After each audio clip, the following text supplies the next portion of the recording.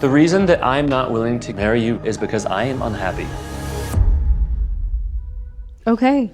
Hey y'all, welcome back to my channel. My name is Lex, and I would greatly appreciate if you would consider supporting the channel by liking, sharing, commenting, and subscribing. And the brand new one, hyping. If you don't know what hyping is, it's basically a new thing that YouTube has rolled out to promote smaller channels. I think under 500,000 views. You can do this thing. You go to the comment section and you scroll to the right. This is only on mobile. And from what I heard, I think it's only on iOS devices. And there should be an option to hype the video. And basically it just helps to push it out to the algorithm. My last video was one of my most watched videos. It was actually my most watched video this season. So thank you guys so much for hyping. Thank you for letting me know in the comments. I thought the discourse in the comments was very interesting. So thank you guys so much. And please continue to hype the videos. Hi to all of the new subscribers. I'm feeling so optimistic because again, we are on the road to 10,000 subscribers. Today, we are going to be talking about Love is Blind, season 9, episode 10. And we had a lot happen, okay? We had some more family visits. We had some debate after the hoedown. We had some dress fittings and tux fittings. It was a lot. Let's get into it. This episode was meaty. So we start off with Annie and the wildebeest on her head and Nick after the hoedown. So, is there anything you feel like you want to tell me? We talked about the breakup that we had and that she was upset. So I'm happy. Me too. But you just said you don't think I love you as much. And basically they are talking. Nick says that he is happy that he got to speak to Kate. And he's like, is there anything you want to tell me about that conversation? He's like, no, not really. I just got to apologize to her. We talked it out. Everything was fine. And Annie is clearly apprehensive. And Nick is picking up on this. He's like, it seems like there's something more you want to say, so what's going on? And he's like, I just don't know. Sometimes I get concerned that you just don't love me the way I love you. And Nick's like, what? And at this point, I'm also like, what? Because Nick is Mr. I ain't being the allegations no matter what. That's on period. But honestly, at this point, I was also like, what, Annie? She starts to go into the same thing again where she's just not sure if he's all in. She's in love with him, but he's not giving the validation that he's all in. And Nick is like, what more can I do for you?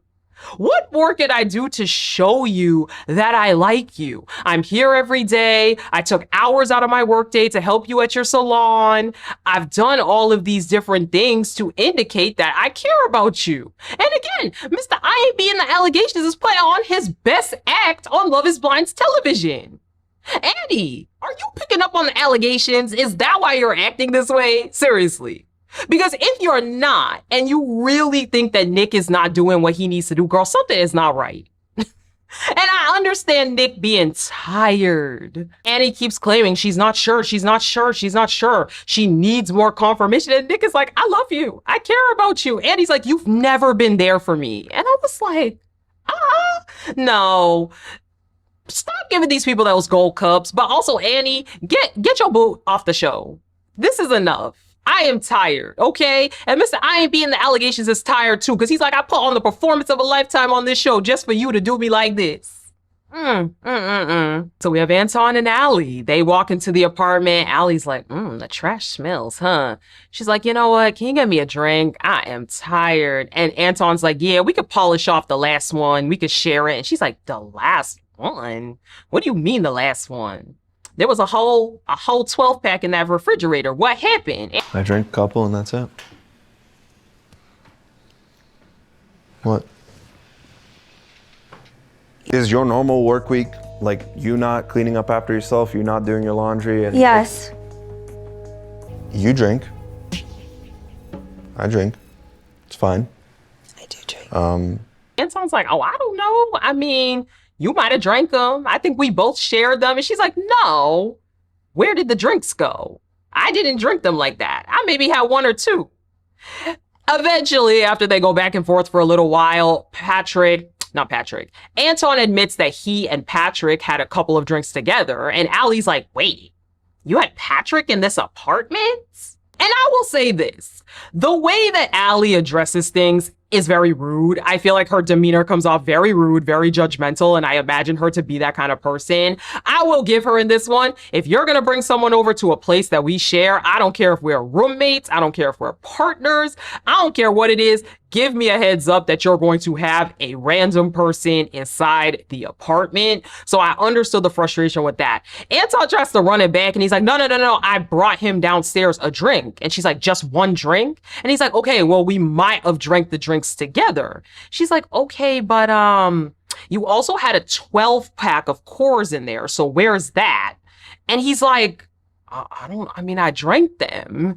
He's like, look, it's not like I'm an addict or anything. So Ally asks, what's your normal? And he's like, I don't know, probably maybe 1-2 days a week. I will, after work, put on a movie, drink a beer or two. And I'm like, Look, I'm not trying to diagnose Anton, obviously. However, a lot of Anton's responses mirrored the functional alcoholics that I know in my life. Because number one, just one episode ago, y'all had a fight about the fact that Anton said he has a beer every single morning when he gets out of work, a beer or two. Now, all of a sudden, the story has changed and you just have a beer or two after work when you watch a movie.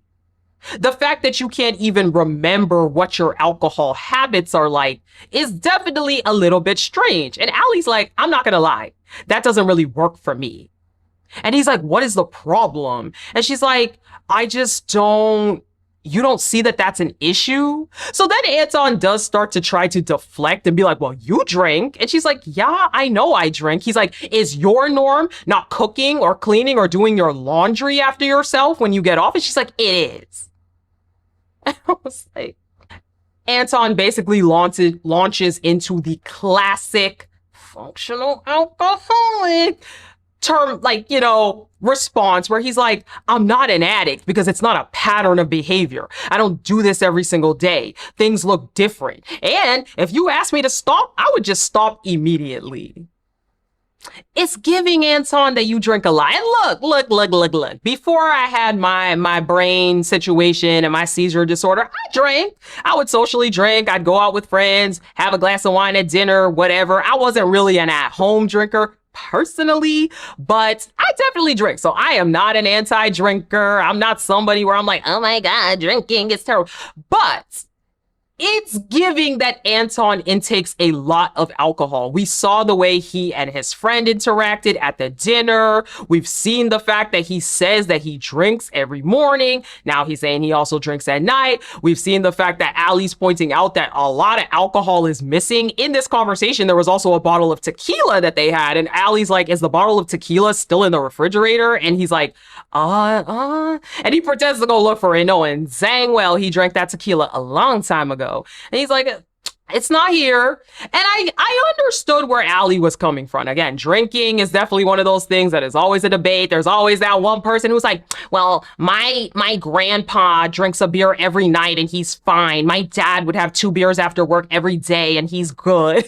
It's always some like male family member that someone has that drinks every day and they are fine. So I understand this is a deeply personal preference. However, I understand where Ally's coming from, where I would not want my partner personally chugging excessive amounts of alcohol every single day. I don't know. It's very weird. Obviously, we're only seeing a fragment of what's going on, but I definitely understood Ally's cause for alarm to a degree. And that's not excusing the judgmental tone that Ally holds with a lot of different things, because I think that's also a problem. I do wonder what it is that Ally wants to keep going in this relationship for, because it does seem that Anton disgusts her. It does not seem like the caliber of man that she's looking for. So I don't know, girl. Make the choice that you need to make for you, because you can't be busting this man every day. And you're not going to change a man who doesn't want to change himself. Megan and Jordan meet Jordan's parents and it goes fine. Essentially, she says she is 100% in. Something catastrophic would have to happen within the next few weeks for her to change her mind. And I'm like, okay, the two of them keep saying this. And I'm like, but what happened to the she's abrasive and I'm not sure about that? I don't know. It's just given we sweep everything under the rug because we got a common trauma that we share. So then we have KB and Ed. And this is a doozy. They're in the apartment. Things are tense. Everybody's quiet. Ed's on the laptop. KB's on the couch on her phone. KB chimes in finally and says, why do I always got to be the one to bring up the elephant in the room? And Ed's like, well, I did try to talk to you last night and you told me to go away, basically. Like, I'm just chilling right now. You have nothing to do other than cut your hair. I'm like, well, why can't you just run to the store? You told me, no, I don't want to be late. So I immediately ask you if I'm really upset with you. Now we at the event, right? I'm out there cheering you on, recording you, riding the bull. We having a great time. And he goes, oh my. KB's like, look, I felt that the comment you made was really inappropriate and really disrespectful to me. So Edmund basically explains his point of view where he says, look, I just heard Andy say that Nick is perfect. So as a joke, I said it would be nice to hear that. And KB's like, I hate how every time we have a conversation, you never take accountability. It's always, it was a joke. I didn't mean it. And you know what? I felt that in that moment. I really felt that because I have been with people like that as well who make these kind of slick comments. And every time you try to call them out, it was a joke. It was a joke. All you did was overreact. It's very manipulative. So I understood that. Just as a side note, because I feel like a lot of y'all in the comments thought that I was saying that KB's in the wrong and Edmund's innocent and KB went too hard on Ed and he didn't deserve. I never said that. I never said that. This entire series, I have been defending Calabria. I've been defending the fact that Calabria has played down her needs and desires and put herself out there to try to fix this man. And that is not fair. I have said a million times something is not right in the waters with Edmund, and this man should have never been cast. This casting company, they cast this man as a laughingstock and put him on the show with Calabria, the one black couple we got, and it's got to look like this. I never said Calabria is wrong. I think Calabria has been in the right about her concerns the entire time. What I called Calabria out for is the fact that we have to take responsibility about the relationships we choose to be in. Because from the get, Calabria came into the pods trying to play herself down, saying, I don't care if my man cooks, I don't care if my man cleans, I can take care of myself, I can do it all. Remember that. Go back to my episode 1 recap where I called out Calabria because I'm like, why? Why are you telling a man that he doesn't need to bring anything to the table? And the whole time, I feel like Calabria has been repressing a lot of the actual things that she wants in a relationship.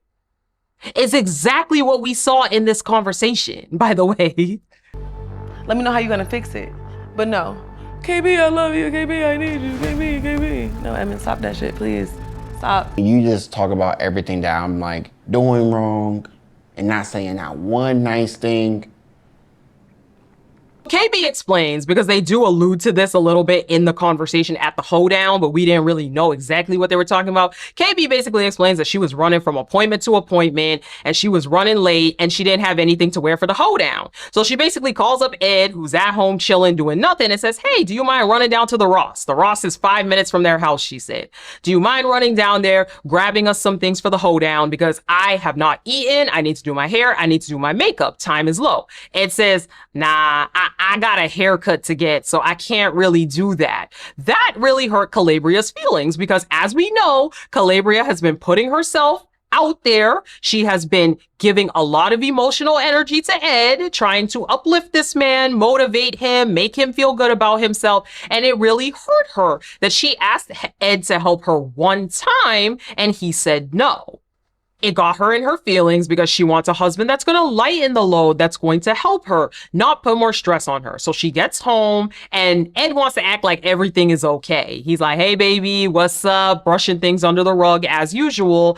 And KB was not really feeling it. So eventually through talking, she basically says, like, I told you that you hurt my feelings And instead of acknowledging that, you flipped it on the fact that I hurt your feelings, then proceeded to want to just brush things under the rug and talk about your haircut, talk about your shirt, talk about all of these different things when I needed you.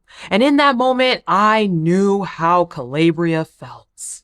I know how it feels. One of the things you have to learn as an ex-fixer myself, baby, through therapy and being single and all kind of things that I did in my life before entering in different dynamics. One thing about being a fixer is that there's an innate want to get also validated by your partner. Usually it's under the guise of, well, thank you. Thank you for motivating me. Thank you for being there for me. Unfortunately, the lesson that you learn extremely quickly when you're a fixer is that that does not happen. A lot of people like Ed or who have this type of dynamic, they are constantly the victim. They feel that they are constantly the victim, and they really lack the ability to see their own faults. A lot of times it is about them. It is about their trauma. It is about what they experience. It is about how bad they feel about themselves. Yes, these are the same people that will come and dump everything that happened to them. Everything, their work stress, their life stress, their friend stress. But when you want to talk to them, they shut down. And Calabria said that in the last episode as well.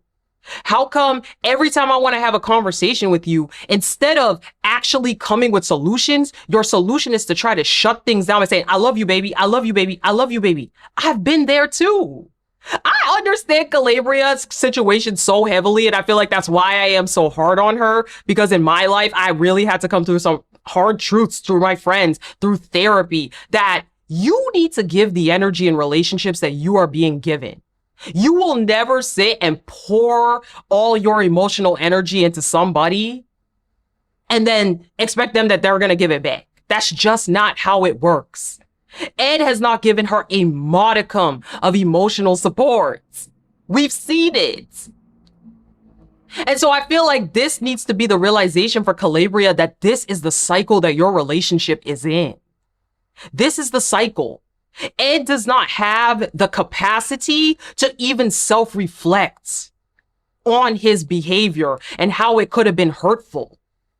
And you put yourself in the position as this fixer, as this strong person, as the emotional rock for the both of you. And that Ed can't do that. Even in this conversation, we saw Ed be like, I didn't want to hurt your feelings. I didn't want to do that. I didn't think it was going to be this way. But at the same time, it's like, I don't know. Can you say something nice? Can you say something nice? Can you say, even after Calabria poured her heart out, basically saying, I don't feel like I get any emotional support from you. What did Ed do? Still proceed to do the very thing Calabria just said and flip it on himself and say, you don't say anything nice. You don't say anything nice, which we factually know is untrue because we've seen on the television show Calabria motivating this man all the time. And I'm sorry for raising my voice, but as I said, I feel very strongly about this. Obviously, I'm a Black woman. I've been in a situation like this. I feel for Calabria. I relate to her and I understand where she's coming from. I've been that girl that will sit here and build a man up every day. I'm sending him long paragraphs. I'm on the phone with him for hours. He's crying, sobbing. And look, they are the first people that will tell you what you do wrong.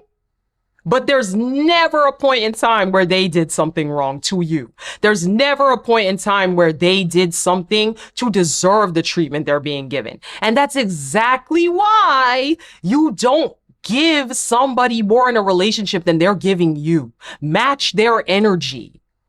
Do not exhaust yourself trying to build someone else up. Because in an actual healthy relationship, you build each other up. You have each other's backs. It's not one person giving 100% and the other person saying, I don't know what to say. I don't know what to do. Calabria talks about how it took her off guard that Ed made those comments because at the party and on the way to the party, they were fine. In the car, everything was cool. She had let it go. She was holding his arm. And again, I related to that so heavily where a lot of times when you have fights with people who are in this kind of emotional state, you have to let it go. You have to compartmentalize it. Even though you are still hurt, you know that it's futile to have the conversation, to have the argument, to have the back and forth because it's not going to go anywhere. So she says for her, it really took her off guard that in the party, Ed had to make that comment off the random. And it was embarrassing for her because everybody around was looking, everyone's mouths were dropping, and made her look like she's this terrible person. And again, Calabria's like, I thought we were cool, so why would you be making those sort of backhanded comments there? And they get into apologizing to one another. Ed tries to apologize. And again, it really just felt like such a mirror of experiences I've had, the sort of like fake apology, because Ed does apologize and he's like, I'm sorry for making the comment. And Calabria's like, did you even understand what I said? It wasn't the comment that was the problem. It's the fact that I felt like you left me basically out to dry, and then you're making these backhanded comments here as if you are perfect, basically. And they go back and forth, but after a while, they both claim that they are locked in on each other. They both want to get married to each other still, that they're still all in on this. They actually jump onto having kids. And I'm like, Calabria, if you don't say no, girl, I don't know what to tell you. Because you see with your own two eyes what the problem is. And the very things that I've identified from day one about how you aren't happy with what he's bringing, how you don't feel like he's an adequate partner to you. You literally told him you don't feel like he's being an adequate partner through this conversation. There's absolutely no reason why you should be saying yes to this guy.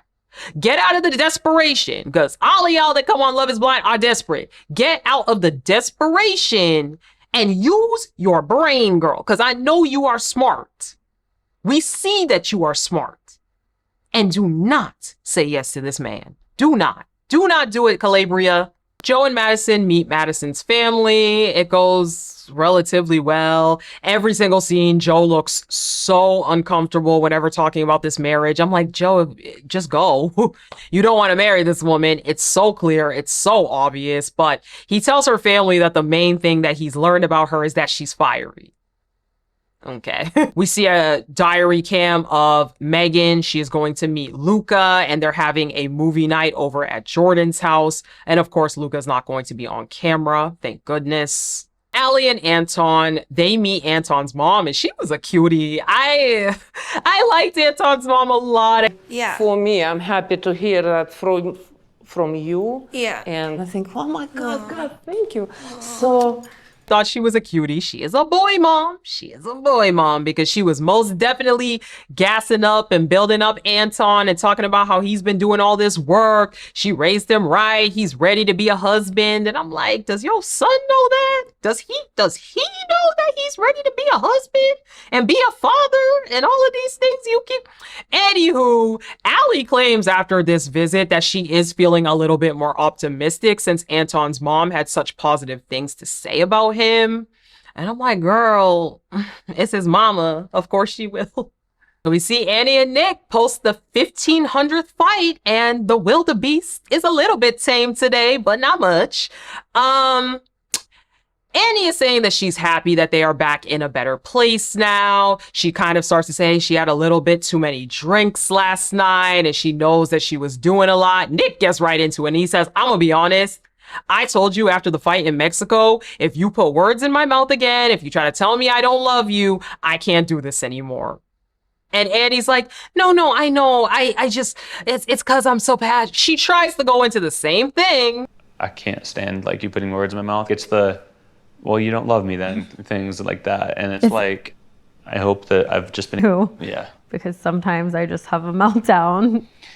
I've just been really happy with you. But honestly, like, that was a breaking point for me. So Nick goes on and he says, look, I've been happy with you. I really liked you, but this is a breaking point for me, and I do not think I can marry you. And I was like, oh, I thought Mr. I'm not being the allegations was gonna keep. Okay. He's like, I don't think I can marry you. And he's like, what? What are you talking about? Like, just be happy. Just let yourself be happy. You're holding yourself back. Why won't you just let yourself be happy with me? He's like, no, listen, I told you that after that fight, I'm not going to do this again. To me, I feel like I'm constantly showing you that I love you. And for some reason, it's not clicking. And I just can't take it anymore. You know, Nick, he wanted to put on the performance of a lifetime, but he didn't want to put that much effort into putting the performance of a lifetime on. So he gonna find somebody else to put that performance on with. Okay, it ain't you, Annie. Sorry, girl. He says the wedding is not something he needs to do, that he cannot go on any longer. And Annie is begging him. She is begging him, please, please try, Nick, please, please. I love you. You are the man I know I want to be with. I know you are the one for me. Oh my goodness. Please try, Nick. All you're doing is holding yourself back. Why don't you see that you are the one that I want? We are meant to be together. The two of us. I don't even care about the allegations. I just want you, Nick. I just want to be married. Nick is like, look, I'm gonna keep it real with you. We fundamentally disagree, and I just can't see a world where I am married to you in this current state. He says, how can your love for me be so deep yet so shallow? I feel like we'll have so many good days, and then one little thing happens and you're completely questioning whether or not I love you or not. I'm so sick of that. I'm so sick of that. Okay. And you know what? You right, Nick. You right. Annie absolutely does not need to be married. She does not need to be on this show. It is very, very clear Annie has a deep-seated insecurity surrounding commitment, surrounding the way that people feel about her. And again, yet another person who needs to be single because they are working on themselves. Or at the minimal least, she needs to be in a situation where she can get to know someone from the bottom up, where they can build trust brick by brick at the pace that they need to build it at. It ain't Love is Blind. Because this man was putting on the performance of a lifetime. And he continues to beg for reasons, claim that Nick's being unclear. And Nick is like, let me tell you it straight. I will not marry you because I am unhappy with you. She's like, then go pack up then. Get out. She kicks him out of the shared apartment. I'm like, whoa, whoa. They're packing up. And he's like, you're going to regret this. Nick's like, why do you got to say all that, though? Good riddance, child. Good riddance. So we see a scene of KB and Ed. They're filling out their marriage license. This is probably the cutest scene they've had all season. And we have the dress and tux fitting, and people are spilling tea. We got the girls talking about Nick and Annie. Everyone is talking about how Nick is so calculated. And again, everybody was picking up on everything. Meg lets the girls know that she did have the sleepover with Luca and Jordan, and it was really, really difficult to see him with the pumps, to see the sensors going off during the night. It was a lot to deal with, and although her dad had it, it still is really, really hard and something that she'll have to get used to. Now, Jordan says Luca and Megan are really, really close over in the guys fitting. Apparently, they were cuddling while watching TV, and again, Megan is a random stranger to your child. Like, I don't know. KB says, KB's friend, when asked about Ed, says that Ed is different. I was like, oh, Lord, not different. She says he's different in a good way. Definitely something not, KB's usual type, but I think she's definitely growing a lot in this experience. And I'm like, ooh, Lord. Ally's mom admits that she's not that surprised by the Love is Blind experience because she actually met her husband online. She was in Brazil, he was here in the US, and apparently they talked online for 3 years before meeting long distance. Joe basically admits that he is not as all in as all the other guys are. He's like, I see all of you guys saying you're 100,000% committed. You're saying yes, it's gonna take a catastrophic event. I don't know. For me, I'm a little bit more, I have a lot of different feelings about things, and I'm not sure how things are going. And I'm like, Joe, why'd you even come to this fitting? Why are you even at this point? We see Joe's fitting, and it is so weird. Is it starting to set in? Shut the fuck up, dude. Jesus Christ with your fucking questions. Maybe not. He's trying on suit jackets, saying, I don't like that. I don't like how it looks. The lady at the store is like, do you want to try on maybe another color? He's like, no, I don't like blue. I don't like the green. I don't like any of that. Then he's trying to put a tie on, and she's like, do you need help tying the tie? And Joe's just being so standoffish and weird. His friend's like, how do you feel about the fact that this is coming up so soon? And he's like, shut the fuck up, bro. Shut up. We literally see him in a confessional like, I can't do this right now. I can't do this. It's too much. And he storms out the fitting. And I'm like, huh?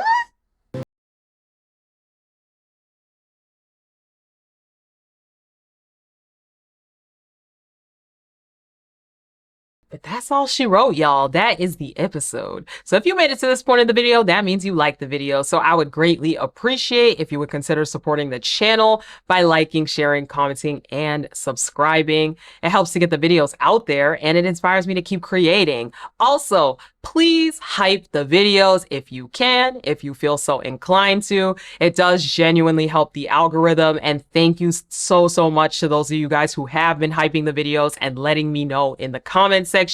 We will talk for episode 11. And of course, please do not spoil the show. Thank you guys for watching and talk to you guys in my next one. Bye.